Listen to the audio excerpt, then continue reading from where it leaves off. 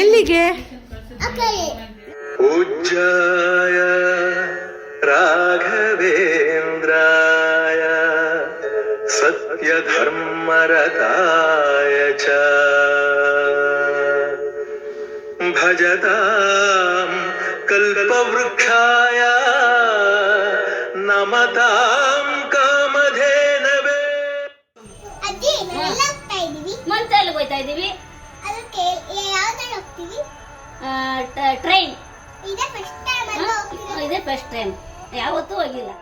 ಈ ವ್ಲಾಗ್ ತುಂಬಾನೇ ಸ್ಪೆಷಲ್. ಯಾಕೆ ಅಂತೀರಾ?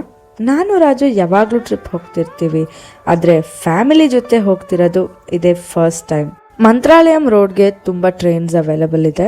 ಮಧ್ಯಾಹ್ನ 2:30 ಶುರುವಾಗಿ ರಾತ್ರಿ 11:00ವರೆಗೂ 7ರಿಂದ 8 ಟ್ರೈನ್ ಆಪ್ಷನ್ಸ್ ಅವೈಲಬಲ್ ಇದೆ. ಬಸ್ ರೂಟಲ್ಲಿ ಕೂಡ ಹೋಗ್ಬೋದು. ಅದೇ ನಮ್ಮ ಅತ್ತೆ ಯಾವತ್ತು ಟ್ರೈನಲ್ಲಿ ಹೋಗಿಲ್ಲ ಅಂದ್ಬಿಟ್ಟು ನಾವು ಟ್ರೈನ್ ಜರ್ನಿ ಪ್ಲಾನ್ ಮಾಡಿದ್ವಿ. ಇವರು ಆರಾಮಾಗಿ ಕೂತ್ಕೊಂಡು ಮೊಬೈಲ್ ನೋಡ್ತಾರೆ, ಮೊಬೈಲಲ್ಲಿ ತಲ್ಲೀನರಾಗಿದ್ದಾರೆ. ಮತ್ತೆ ಇವರು ಡಿಪ್ರೆಷನ್. ಟಿವಿಯಲ್ಲಿ ಅಷ್ಟೇ ಅವ್ರು ಟ್ರೈನ್ ನೋಡಿದ್ದು, ಆದರೆ ಈಗ ಅವರೇ ಈ ಸ್ಲೀಪರ್ ಟ್ರೈನಲ್ಲಿ ಟ್ರಾವೆಲ್ ಮಾಡ್ತಿದ್ದಾರೆ ಅಂತ ಅವರಿಗೆ ಸಿಕ್ಕಾಪಡೆ ಖುಷಿಯಾಗಿತ್ತು. ಮನೆಯಿಂದನೇ ನಾವು ಮೊದಲೇ ಊಟ ತಂದಿದ್ವಿ. ಎಲ್ಲರೂ ಒಟ್ಟಿಗೆ ಊಟ ಮಾಡಿ ಸ್ವಲ್ಪ ಟೈಮ್ ಸ್ಪೆಂಡ್ ಮಾಡಿದ್ವಿ.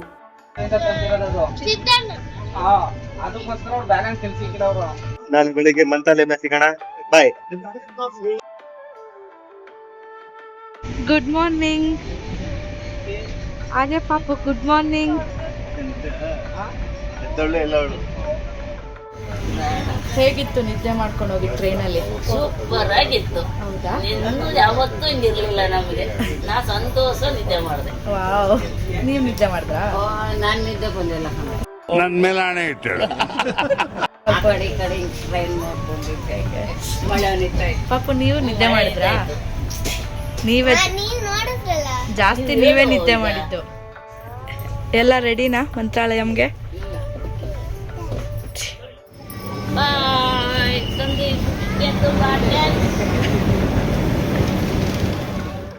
ರೈಲ್ವೆ ಸ್ಟೇಷನಿಂದ ಹೊರಗೆ ಬಂದರೆ ನಿಮಗೆ ಶೇರಿಂಗಲ್ಲಿ ಆಟೋಸ್ ಸಿಗುತ್ತೆ.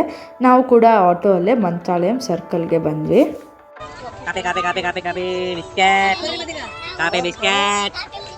ರೂಮ್ ಹತ್ರ ಹೋಗೋಷ್ಟರಲ್ಲಿ ಸುಮಾರು 4:15 ಆಗಿತ್ತು. ಅದಕ್ಕೆ ಯಾರು ಮತ್ತೆ ಮಲಗಲಿಲ್ಲ. ಹಾಗೆ ಹೋಗಿ ಎಲ್ಲರೂ ಫ್ರೆಶ್ ಅಪ್ ಆಗಿ ಬೇಗ ದೇವ್ರ ದರ್ಶನಕ್ಕೆ ಹೋಗೋಣ ಅಂತ ರೆಡಿ ಆಗಕ್ಕೆ ಸ್ಟಾರ್ಟ್ ಆದ್ವಿ.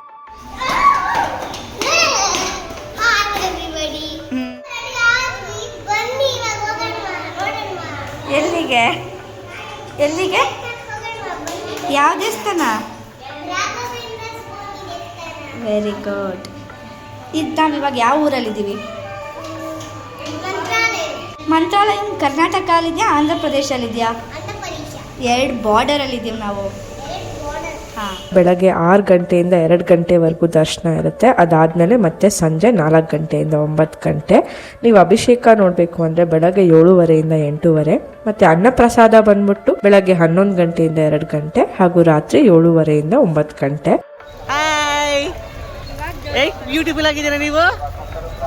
ಎಲ್ಲಿ ಲಚ್ಚು? ಹಾಯ್, ದೇವಸ್ಥಾನಕ್ಕೆ ಹೋಗ್ತಾ ಇದ್ಯಾ? ಹೇಗೆ ಅನ್ನಿಸ್ತಾ ಇದೆ? ಓಕೆ. ವೆಂಕಟನಾಥನಿಂದ ರಾಘವೇಂದ್ರ ಸ್ವಾಮಿಯಾಗಿದ್ದಾದರೂ ಹೇಗೆ?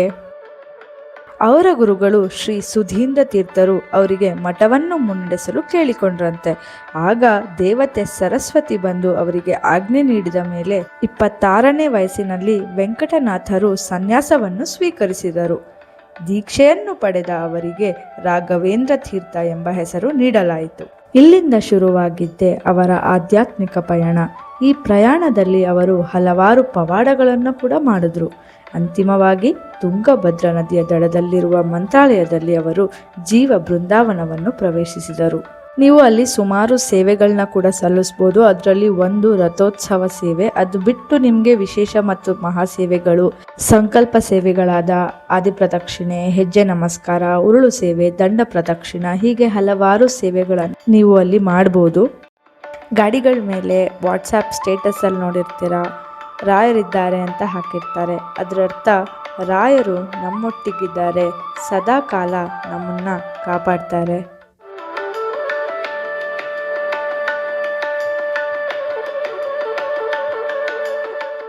ದರ್ಶನ ತುಂಬಾ ಚೆನ್ನಾಗಿತ್ತು. ಕಣ್ಣು ತುಂಬಿಕೊಂಡೆ ರಾಯರನ್ನ ನಾನು. ಹೌದಾ, ಸಂತೋಷ ಆಯ್ತಾ? ಸಂತೋಷ ಆಯ್ತು. ಮನ್ಸು ತುಂಬಿ ಬಂತು. ನೋಡ್ತಾ ಇದ್ರೆ ಇನ್ನ ನೋಡ್ತಾನ ಇರ್ಬೇಕು ಅಂತ ಅನ್ಸೋದು. ಹೋಗಿ ಹೋಗಿ ಅಂತಂದ್ರಲ್ಲ, ಮತ್ತೊಂದ್ಸತಿ ಹೋಗಿ ಪಾಪನ ಮತ್ತೊಂದ್ಸತಿ ತೋರ್ಸ್ಕೊಂಡು ಕರ್ಕೊಂಡ್ ಬಂದೆ ನಾನು. ಚೆನ್ನಾಗಿತ್ತು, ಖುಷಿ ಆಯ್ತು, ಖುಷಿ ಆಯ್ತಾ? ಸಂತೋಷ ಆಯ್ತು. ತುಂಬಾ ಹ್ಯಾಪಿ ಆಯ್ತು. ಇದನ್ನು ಮುಗಿಸ್ಕೊಂಡು ನಾವು ಅನ್ನಪ್ರಸಾದಕ್ಕೆ ಹೋಗೋಣ ಅಂದ್ಕೊಂಡ್ವಿ, ಆದರೆ 11 ಗಂಟೆ ಆಗಿರಲಿಲ್ಲ. ಅದಕ್ಕೆ ಹೋಟ್ಲಲ್ಲೇ ತಿಂಡಿ ಮಾಡಿದ್ವಿ. ಅಷ್ಟೊಂದು ಚೆನ್ನಾಗಿರ್ಲಿಲ್ಲ. ಹಾ. ಬೇರೆ ಹೋಟ್ಲ್ಗಳು ಇರ್ತವೆ, ಹಾ. ಟ್ರೈ ಮಾಡಿ ನೋಡಿ, ಹಾ. ತುಂಬಾ ಚೆನ್ನಾಗಿರುತ್ತೆ. ಈ ಆಂಧ್ರ ಸ್ಟೈಲ್ ಸ್ಪೆಷಲ್ ಚಟ್ನಿ ಪುಡಿ ಕೊಡ್ತಾರೆ, ಅದೆಲ್ಲ ಇರ್ಲಿಲ್ಲ ಇದು. ಅದು ಮೀಲ್ಸ್ ಊಟಕ್ಕೆ, ಇದು ಬ್ರೇಕ್ಫಾಸ್ಟ್ ಲೆಕ್ಕ. ಅದು ಇತ್ತಲ್ಲ ಅಲ್ಲಿ ಎಲ್ಲ ಕಡೆ. ಮತ್ತೆ ಅಲ್ಲಿ ತಿನ್ಬೇಕಿತ್ತಲ್ಲ ನೀವು. ನೆಕ್ಸ್ಟ್ ಏನ್ ಮಾಡ್ಬೇಕು? ಈಗ ನಾವು ನೆಕ್ಸ್ಟ್ ಆಂಧ್ರದಲ್ಲಿ ಸರಿ ಏನಂತಾರೆ ಸುತ್ತಮುತ್ತ. ಸುತ್ತಮುತ್ತ ಇರೋ ಕೆಲವು ಪ್ಲೇಸ್ಗಳನ್ನ ತೋರಿಸ್ತಾರಂತೆ. ಹಾ. ಟೋಟಲ್ ಆಗಿ ಶೇರಿಂಗ್ ಅಲ್ಲಿ ಹೋದ್ರೆ 150 per head. ಹಾ. ಸೊ ನೀವೇ ಫುಲ್ ಆಟ ಮಾಡ್ಕೊಂಡು ಹೋಗ್ತೀರ ಅಂತಂದ್ರೆ 1200 ರೂಪಾಯಿ, ಆರಾಮಾಗಿ ಕುತ್ಕೊಂಡು ಹೋಗ್ಬೋದು. ಬನ್ನಿ ಹೋಗೋಣ. ಅಭಯ ಸ್ವಾಮಿ, ಪಂಚಮುಖಿ, ಲಕ್ಷ್ಮೀ ದೇವಸ್ಥಾನ, ಬಿಚ್ಚಾಲ ಅಪ್ಪಣ್ಣಾಚಾರ ಮನೆ, ಏಕಸರಿ ಬೃಂದಾವನ, ಪಕ್ಕದಲ್ಲಿ ಬಿಚ್ಚಾಲಮ್ಮ ದೇವಸ್ಥಾನ, ಓಕೆ. ಅಲ್ಲೇ ಪಕ್ಕದಲ್ಲಿ ಗೋಶಾಲ. 7 ದೇವಸ್ಥಾನ ಕರ್ಕೊಂಡ್ ಬರ್ತೀವಿ. ಎಷ್ಟು ಅವರ್ ಆಗುತ್ತೆ? 3 ಅವರ್ ಆಯ್ತದ. 3 ಅವರ್.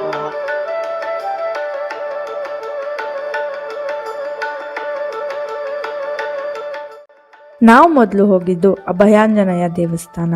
ಇದ್ರ ವಿಶೇಷ ಏನು ಅಂದರೆ ಒಂದೇ ಒಂದು ಗ್ರಾನೈಟ್ ಕಲ್ಲಿನಿಂದ ಕೆತ್ತಿರೋದು. ಇದು 33 ಅಡಿಯ ಹನುಮಂತನ ಸ್ಟ್ಯಾಚು.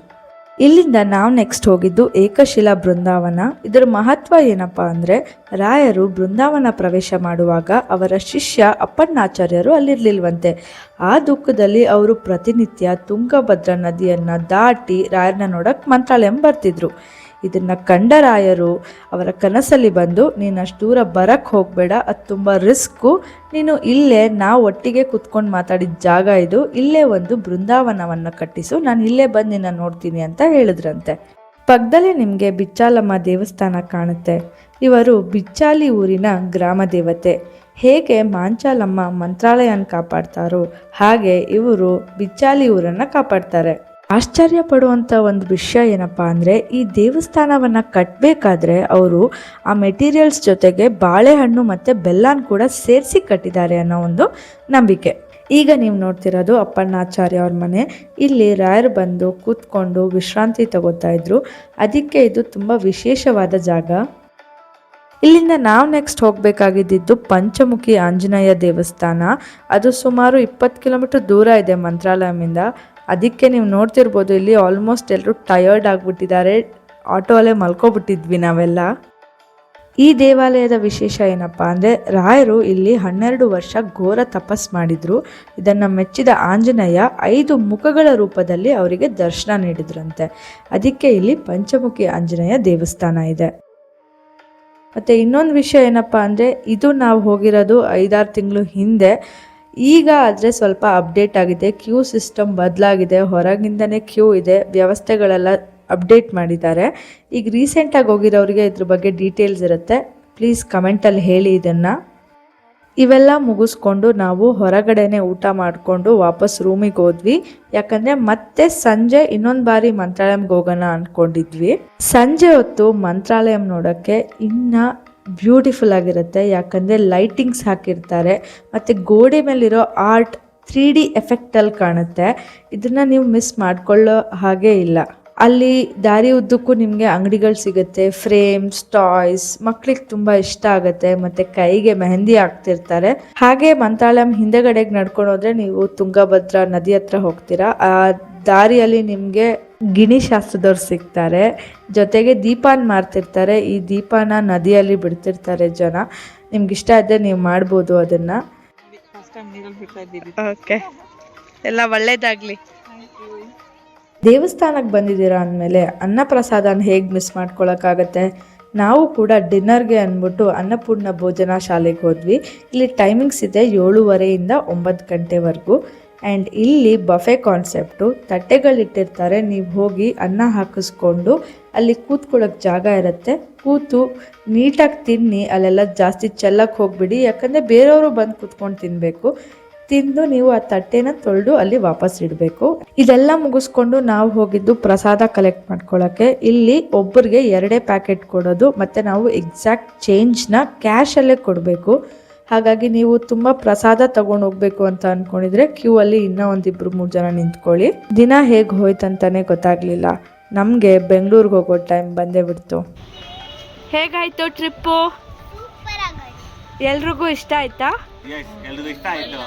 ಅರೆ ತುಂಬಾ ಟಯರ್ಡ್ ಆಗಿ ಕಾಣಿಸ್ತಿದ್ದೀರಲ್ಲ ಎಲ್ರು. ವಯಸ್ಸಾಗೋಗ್ಬಿಟ್ಟಿದೆ ಎಲ್ರಿಗೂ. ಹೌದಾ? ನನ್ನೊಬ್ಳಿಗೆ ವಯಸ್ಸಾಗಿಲ್ಲ, ಇನ್ನೂ ಇರ್ಬೇಕು ಅನ್ನಿಸ್ತು. ಆ, ಆದ್ರೆ ಈ ಸ್ವಿಮ್ಮಿಂಗ್ ಪೂಲ್ ಇದ್ದಿದೆ ತುಂಬಾ. ಓಹೋ. ಬಿಡ್ಬೇಕು. ತುಂಬಾ ಬಿಸಿಲಿತ್ತು, ಅದಕ್ಕೆ ಎಲ್ಲಾರು ಟಯರ್ಡ್ ಆಗಿದ್ದೀವಿ ಅಷ್ಟೇ. ದರ್ಶನ ಎಲ್ಲ ಚೆನ್ನಾಗಾಯ್ತಾ? ಖುಷಿ ಆಯ್ತಾ? ಪಾಪು ಖುಷಿ ಆಯ್ತಾ? ಖುಷಿ ಆಯ್ತು. ಹಿಂಗೆ ಸೂಪರ್ ಮಾಡಿ ಹಿಂಗೆ ಸೂಪರ್ ಹಿಂಗೆ ಸೂಪರ್. Very good. ಓಕೆ ಎಲ್ರು bye. Next time next trip. ಅಲ್ಲಿ ತನಕ bye, take care. And subscribe. ನಿಮ್ಮೆಲ್ಲರ ಮೇಲೆ ರಾಯರ ಆಶೀರ್ವಾದ ಸದಾ ಕಾಲ ಇರಲಿ ಅನ್ನೋದೇ ನನ್ನ ಆರೈಕೆ. ನಮ್ಮ ಮೊದಲೇ ಫ್ಯಾಮಿಲಿ ಟ್ರಿಪ್ಪೇ ರಾಯರ ಹತ್ರ ಹೋಗಿದ್ದಕ್ಕೆ ನಮ್ಮೆಲ್ರಿಗೂ ತುಂಬ ಸಂತೋಷ ಇದೆ. ನಿಮ್ಗೆ ಈ ವ್ಲಾಗ್ ಇಷ್ಟ ಆಗಿದ್ದರೆ ಲೈಕ್ ಮಾಡೋಕ್ಕೆ ಮರಿಬೇಡಿ ಆ್ಯಂಡ್ ರಾಯರಿದ್ದಾರೆ ಅನ್ನೋ ಒಂದು ಸಣ್ಣ ಕಮೆಂಟ್ನ ಹಾಕಿ. Thank you so much for watching. Bye, take care.